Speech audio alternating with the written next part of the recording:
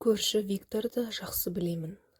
Жасы 70-ке таяп қалса да, 40-тағы жігіттей қутыңдап жүреді. Жас кезінде спортпен айналысқан шығар деп ойлап қоятынмын. Сөйтсем басқа екен. Оны өзі айтып берді.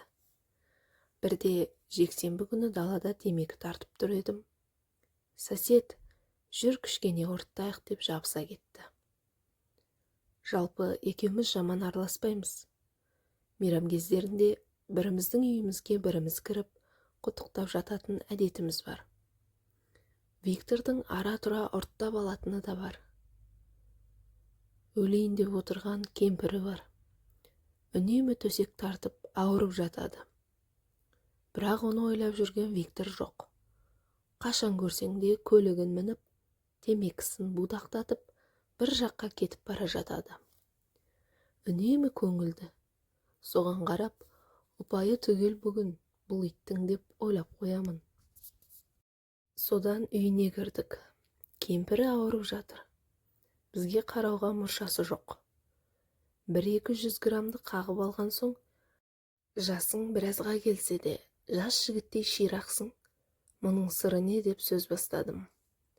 Ол мырс етті. Соны білмейсің бе? Үнемі жас қыздарды құшсаң, сен де жасарасың деді. Бізге кім қарасын деймін ғой мен. Әрине, маған да кім қарасын. Бірақ менде мүмкіндік бар. Ол менің кезінде алып қойған пәтерлерім. Баяғы кеңес заманында жақсы жерде жұмыс істедім. Жақсы маман болдым. Әр жер жұмысқа шақыратын.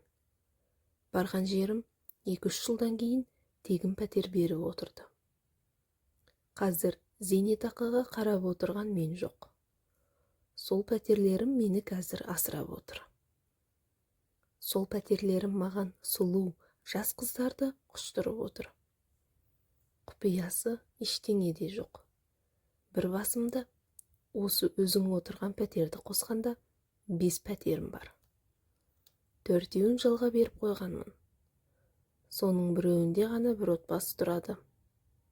Қалғандарында жас студент қыздар.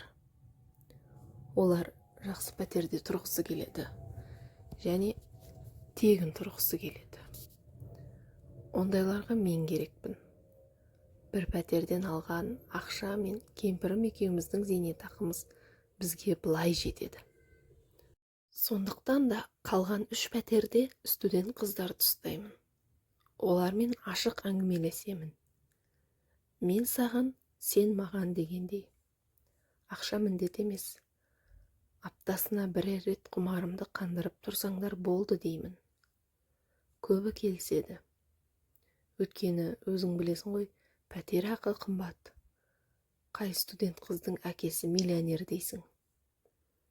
Амалсыз менің дегеніме көне кетеді. Мен секілді шалдарды бірер сағат обслуживать етіп жіберген оларға тиімдірек. Солай, балақай, 3 пәтердің арқасында өмірімдей жас қыздармен төсектес болып жүрмін. Ал жас қыз жаңа энергия, күш-қуат. Жасым 70-ке таяса да, құлын тайдай шауып жүргенім солардың арқасы деп ағынан бірақ жарылды. Ал қане, сол жас қыздар көп болсын.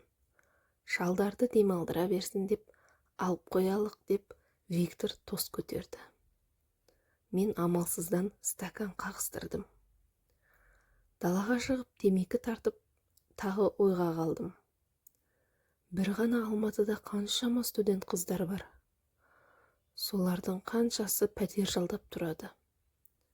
Солардың арасында қаншама жас қыз пәтерде тегін тұру үшін тәнін сатып, амалсыз Виктор секілді шалдармен төсектес болып жүр екен. Ойлаудың өзі тіпті қорқынышты.